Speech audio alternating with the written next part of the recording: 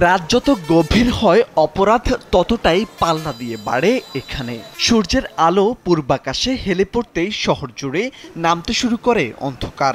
আলো কমলেই বের হতে শুরু করে অপরাধীরা।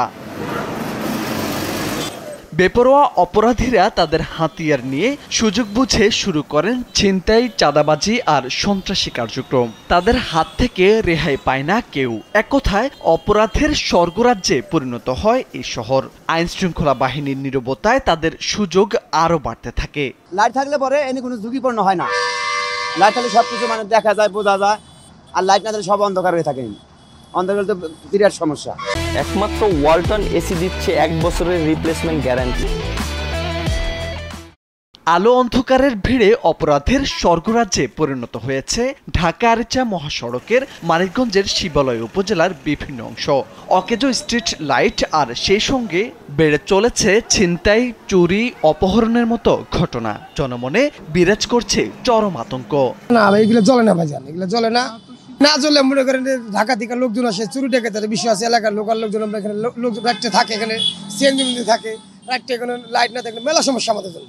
চুরি ডাকাতি হয় বিষয়, বা রাত করে অন্ধকার থাকে, অন্ধকার কিছু চলে দেওয়া যায় না।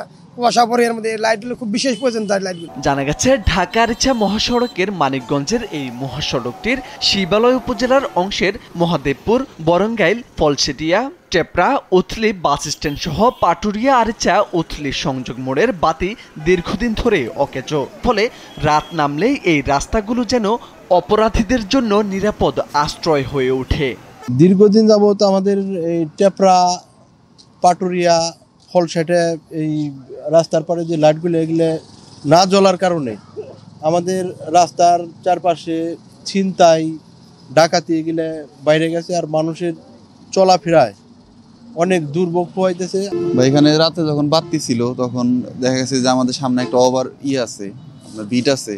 এটা বাতি না থাকাতে মানুষের চরম ভোগান্তি। প্রত্যেকদিন 2-3টা করে অ্যাক্সিডেন্ট এখানে হয়। প্রত্যেকটা দিন মোটরসাইকেল, সিএনজি, অটো এগুলো প্রত্যেকদিন অ্যাক্সিডেন্ট হইতেছে।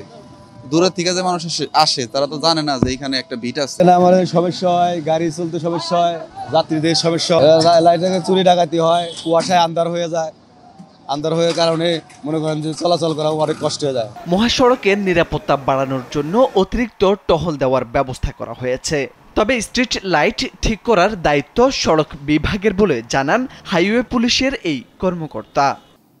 আসলে আমি বিষয়টা সঠিক, আমি বিষয়টা দেখছি যে হাইওয়ে রাস্তার উপর যে বিভিন্ন জায়গায় ল্যাম্প পোস্ট আছে এগুলো ম্যাক্সিমাম অকেজো ডিসকানেক্টেড হয়ে রয়েছে। আমি বিষয়টা রোশন হাইওয়েকে অবগত করছি, ইউনো মহোদয়কে অবগত করছি যে এই লাইটগুলো যদি রাত্রিবেলা জ্বলে তাহলে কিন্তু অনেক নিরাপদ থাকে।